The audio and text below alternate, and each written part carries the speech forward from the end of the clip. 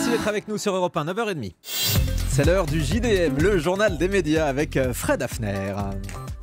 Bonjour Thomas, à la une ce matin, l'avis de Coé sur l'exil fiscal d'Arthur, la redevance audiovisuelle qui va encore augmenter et le CSA choqué par les bimbos qui envahissent la télé.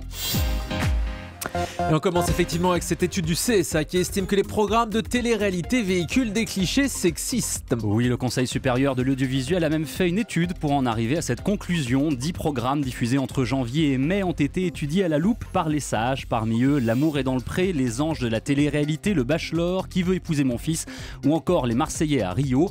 Résultat, vous allez être surpris, le CSA a constaté que les femmes présentes dans ces émissions étaient le plus souvent présentées comme des séductrices, comme des bimbos, pendant que les hommes se comportent de leur côté comme des machos.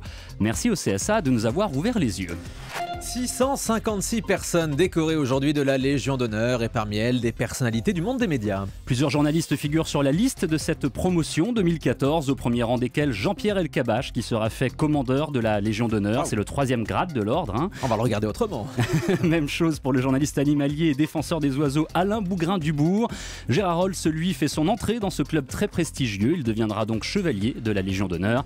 Il faut aussi noter la présence de l'ex-ministre et chroniqueuse télé désormais, Roselyne Bachelot, sur le tableau.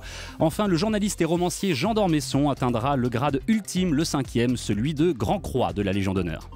Coé réagit à l'exil fiscal d'Arthur. Et pas question de dire du mal de son ex-meilleur ennemi. Interrogé par Télé Loisirs, Coé a refusé de participer au Arthur bashing et a défendu l'animateur des enfants de la télé sur le mode « Ce ne sont pas mes affaires, ceux qui jugent devraient s'occuper des leurs, écoutez ».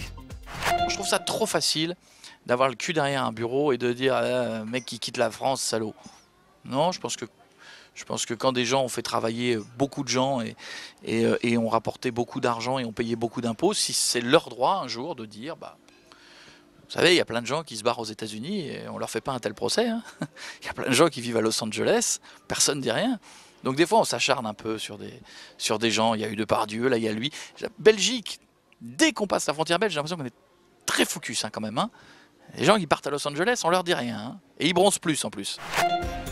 Des noms. France 24, la chaîne d'info, bientôt disponible sur la TNT gratuite en Ile-de-France. Oui, la chaîne publique d'info continue pourra émettre à Paris, en Ile-de-France, sur le canal 33 à partir du 23 septembre prochain. C'est le CSA qui vient de l'annoncer suite à une demande de la ministre de la Culture et de la Communication Aurélie Filippetti qui avait exercé le droit de préemption de l'État pour l'exploitation de cette fréquence abandonnée par la chaîne Énergie Paris qui a récemment mis la clé sous la porte faute de bénéfices suffisants. On en profite pour rappeler que LCI, la chaîne info du groupe TF1, attend elle une réponse du CSA quant à son passage sur la TNT nationale gratuite. Ce sera dans 10 à 15 jours et que Bruxelles s'intéresse désormais à ce dossier. La Commission européenne a envoyé une série de questions à ce sujet au gouvernement français la semaine dernière. On aura évidemment l'occasion de vous en reparler sur Europe 1 de ce passage sur la TNT gratuite de LCI ou également de Paris Première. On commence à avoir des infos sur le casting de la saison 2 de la série True Detective. Oui Thomas, une série qui a cartonné cette année aux États-Unis sur la chaîne HBO. Elle est diffusée en France sur OCS City. Le duo de comédiens Woody Harrelson, Matthew McConaughey n'est évidemment pas pour rien dans le succès de True Detective, mais il ne remplira pas en 2015 puisque la série est prévue pour changer d'intrigue, de lieu, de personnage à chaque saison. C'est ce qu'on appelle une série d'anthologie. Alors les rumeurs et les spéculations vont bon train. La semaine dernière, HBO annonçait que les nouveaux acteurs seraient connus sans pour autant être des superstars. Et ce week-end, le Hollywood Reporter a avancé le nom de Colin Farrell qui n'aurait pas encore répondu, mais qui est pourtant bien une star. Bah oui, quand même, un grand acteur hollywoodien.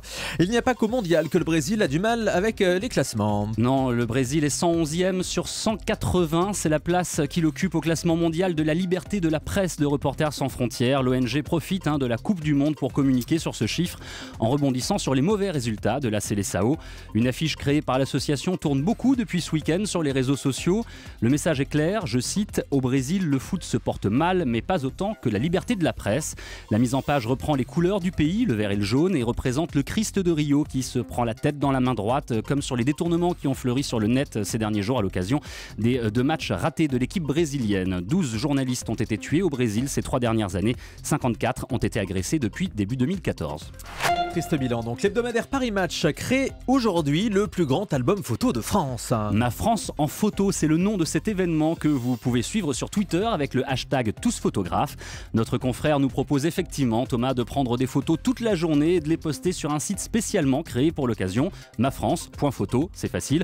Le défi, vous l'avez dit, c'est de créer en temps réel le plus grand album photo de notre pays. Alors n'attendez pas, sautez sur vos smartphones, vos tablettes, vos appareils, qu'ils soient compacts ou réflexes, pour prendre part à la mosaïque géante que vous pouvez d'ores et déjà feuilleter sur le site Ma France en photo. Bon, on va participer, on va prendre des photos dans le studio avec vous, Fred et Céline, tout à l'heure. Je vais le faire à l'instant. Et on va poster ça donc sur Ma France en photo pour Paris Match.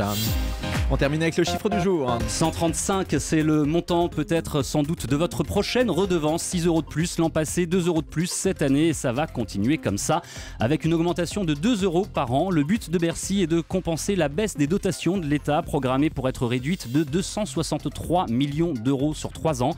Je vous rappelle que la redevance audiovisuelle est la plus importante source de financement du secteur avec 3,5 milliards d'euros par an.